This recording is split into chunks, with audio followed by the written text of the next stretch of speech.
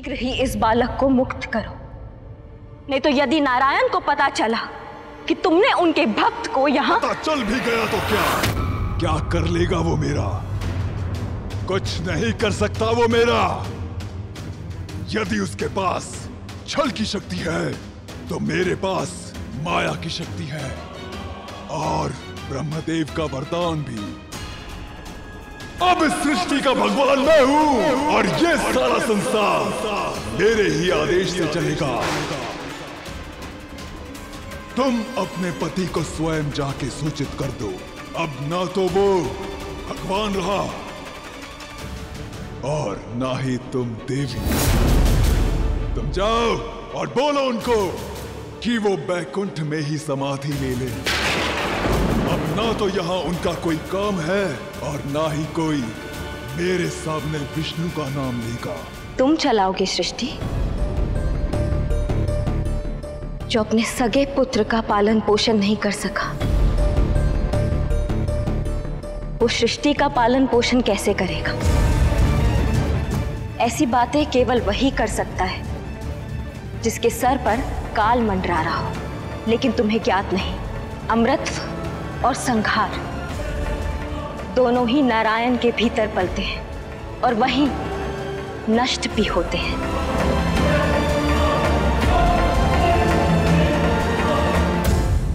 पुत्र, भक्त हो, पीड़ा में हो, फिर अपने प्रभु को क्यों नहीं पुकारते? माते, हमारी भक्ति हर एक इच्छा और हर एक मांग से परे है। हम तो केवल अपने प्रभु की भक्ति में लीन रहना चाहते हैं और हमारे प्रभु का नाम ही पर्याप्त है हर एक प्रकार की पीड़ा सहन करने के लिए। इतनी कम आयु में इतनी सच्ची भक्ति का ज्ञान। जब जब भक्त और भक्ति का नाम लिया जाएगा, अनंत तक केवल एक ही नाम सृष्टि स्मरण करेगी और वो है प्रहलाद। लेकिन पुत्र, कब तक इस पीड़ा को सहन करोगे? अपने भावों को व्यक्त करने के लिए शब्दों की आवश्यकता होती है। अपने प्रभु का नाम स्मरण करो, वो अवश्य आएंगे।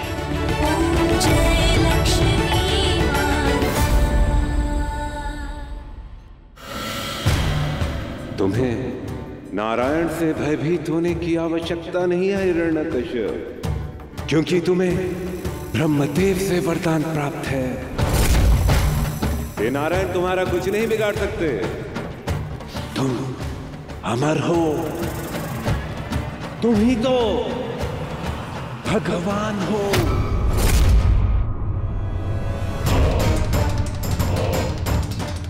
ठीक है प्रहलाद, तुम बुलाओ अपने भगवान को। मैं भी देख लेता हूं क्या कर लेता है वो। सैनिकों, बुलाओ होलिका को। हिरण्यकश्यप की बहन होलिका को वरदान था कि जब भी वो दुशाला ओढ़े रहेगी उसे अग्नि छू भी नहीं सकेगी।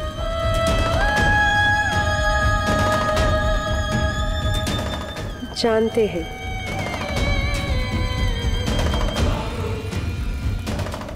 भ्राता श्री ने बुलाया है।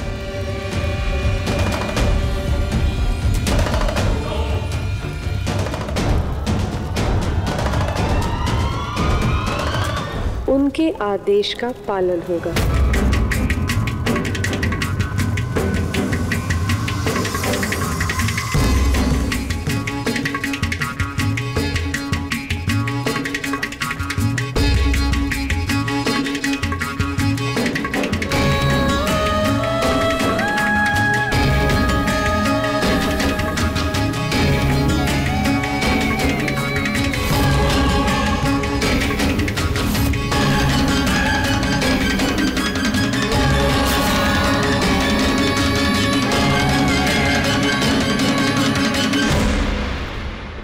प्रहलाद, अंतिम बार पूछता हूं, क्या तुम मुझे अपना भगवान स्वीकार करते हो या नहीं? नहीं। भ्राताश्री,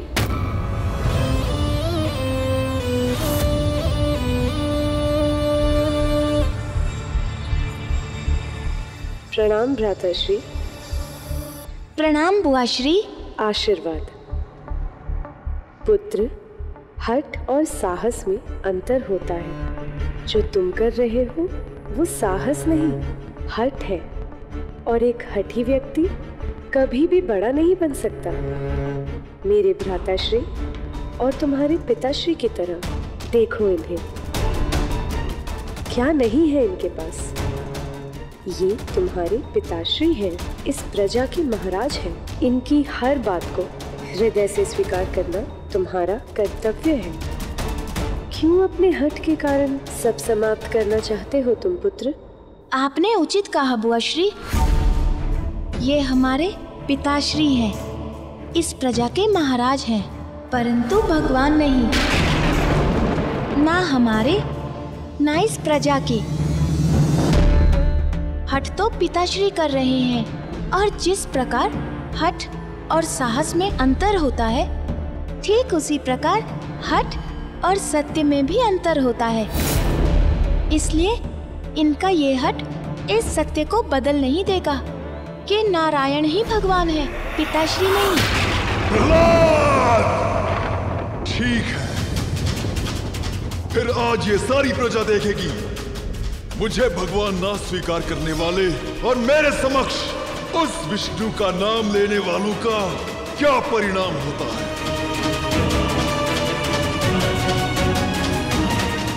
प्रहलाद, मैं तुझे जीवित दहन कर दूंगा। हाँ?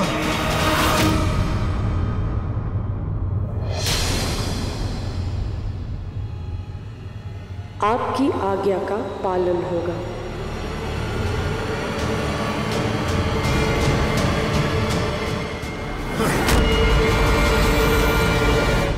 ओम नमो नारायण।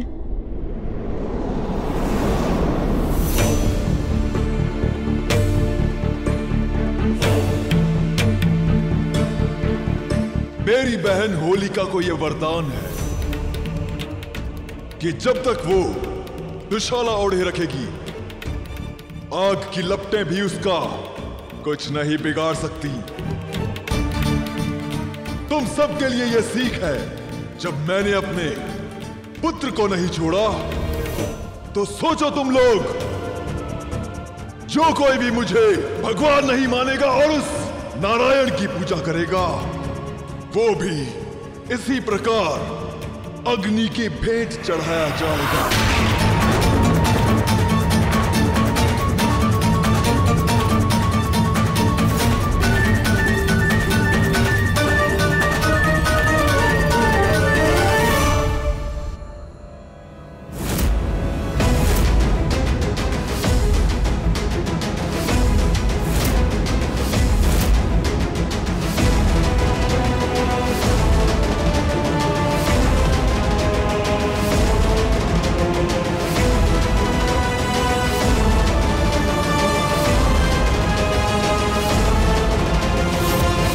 पुत्र, कब तक इस पीड़ा को सहन करोगे?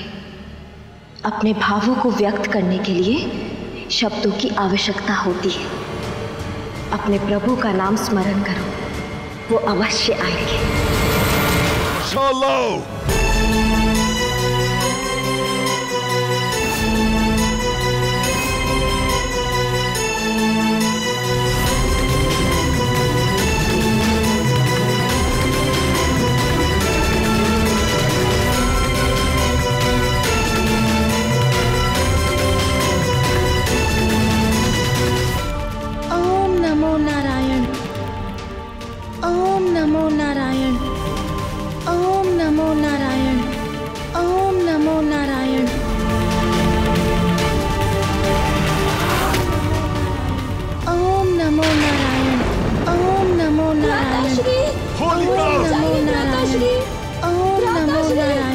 होलिका, रुक जाओ।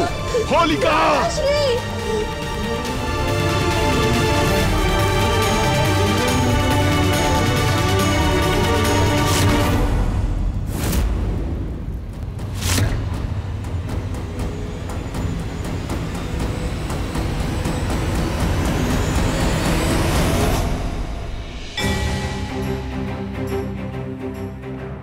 पिताश्री, अभी भी समय है। अपनी आकांक्षा और अपने अहंकार को त्याग दीजिए। हम फिर से कहते हैं, भगवान तो केवल हरि ही हैं। आप एक राजा हैं और आप भगवान नहीं हो सकते।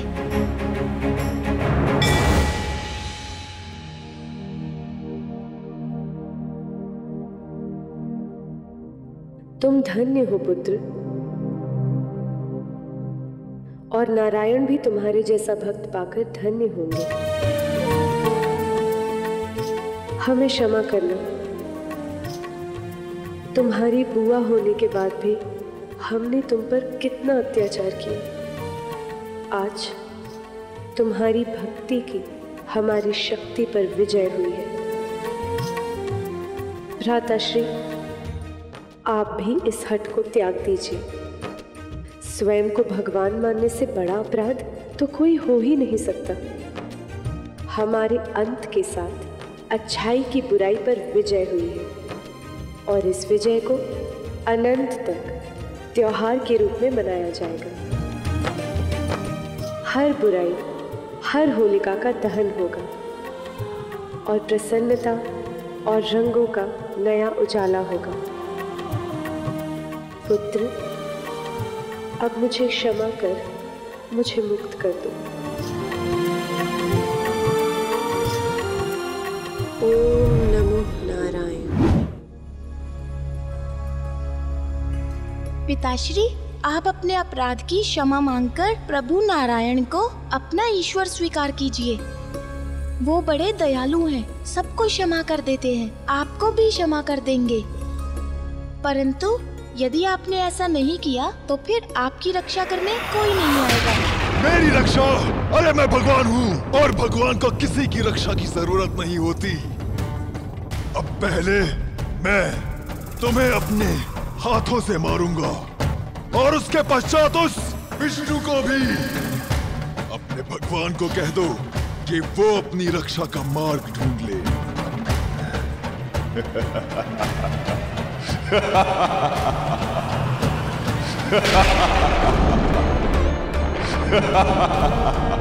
हिरण्यकश्यप का अहंकार चरम सीमा पर पहुंच गया है। अपने प्रजा के साथ साथ अपने पुत्र प्रहलाद पर भी अत्याचार कर रहा है।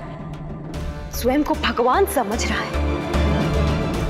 प्रभु, कृपया करके कुछ करें, अन्यथा ये अहंकार अधर्म फैला देगा। अब समय आ गया है हिरण्यकश्यप द्वारा फैलाए गए अधर्म को समाप्त करने का।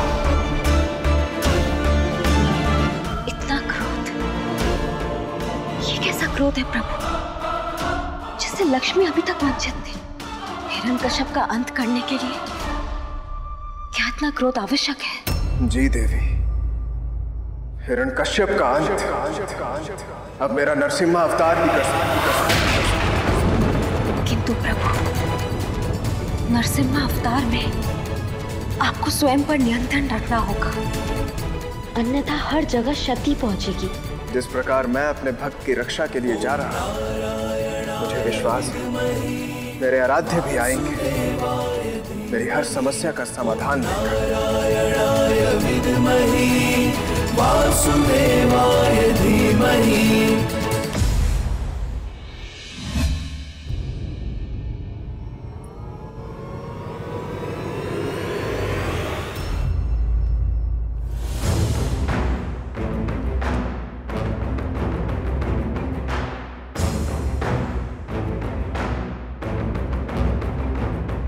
चाबुक लाया जाए।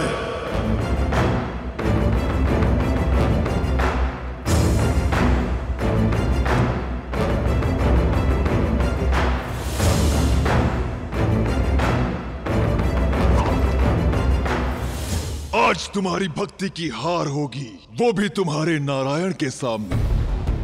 चलो पुकारो अपने नारायण को,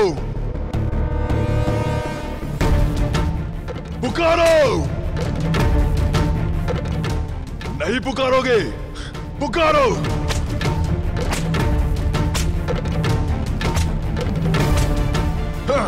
बुला,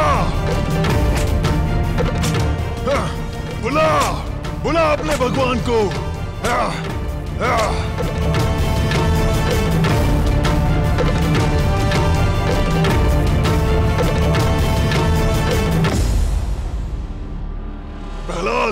अपनी इस पीड़ा को त्यागने का तुम्हारे पास सिर्फ एक ही मार्ग है। मुझे भगवान मान लो, अपना शीश मेरे चरणों में झुका लो और तुम मुक्त हो जाओ इस पीड़ा से। मैंने तुमसे कहा था कि तुम्हारी रक्षा करने के लिए यहाँ पे कोई नहीं आएगा। अरे वो नारायण केवल छल करता है, रक्षा नहीं। और फिर भी तुम्हें इस बात का बोध नहीं, तो पुकारो तुम उसे।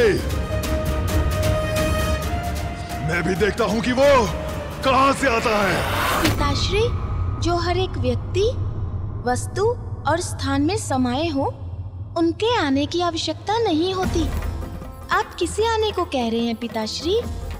इस मिट्टी के कण-कण में जिनका अंश है उन्हें, चारों दिशा और आठों पहर में जिनका वास है उन्हें, जिनसे ये सृष्टि है और जो पूरी सृष्टि में व्याप्त है, आप उन्हें आने को कह रहे हैं।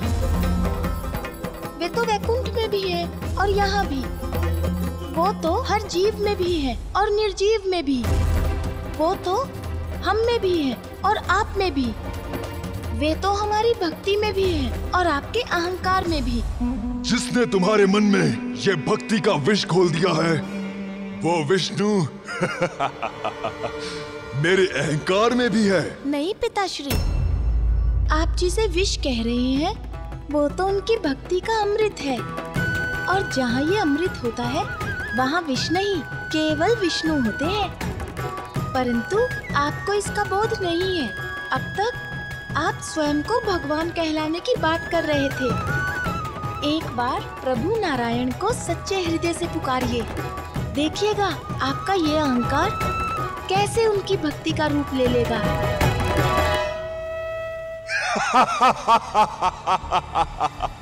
अर्थात वो यहाँ भी है, हमारे आसपास, हमारे बीच, और मेरे अंदर भी है वो। निसंदेह इन महलों की दीवारों में है वो। यही सत्य है पिताश्री, और आपको ये स्वीकार करना पड़ेगा। अच्छा। भगवान हिरण्यकश्यप को स्वीकार करना पड़ेगा। इस प्रजा में भी है भगवान। यहाँ पे भी है, यहाँ पे भी है। इसमें भी है, इनमें भी है, इसमें भी है, जिनका मैं ही भगवान हूँ। आप भगवान नहीं है पिताश्री। मेरे भगवान विष्णु इस प्रजा में अवश्य हैं। उत्तम।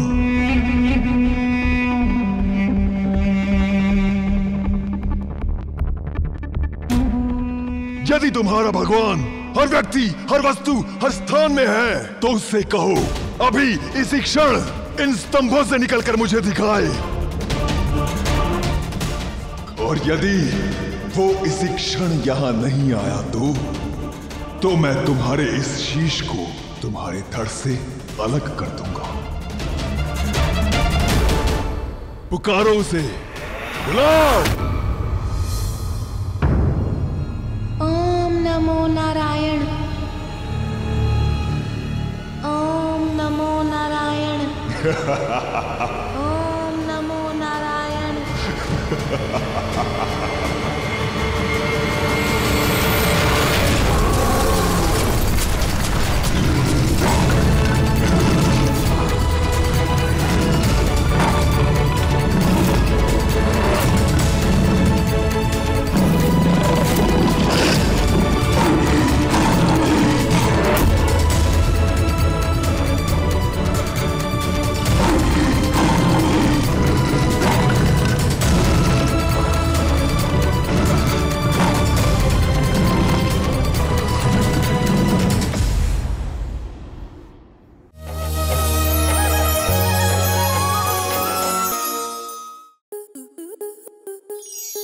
स्टार प्लस के ऐसे ही और बेहतरीन लम्हे देखने के लिए सब्सक्राइब करें हमारे YouTube चैनल को।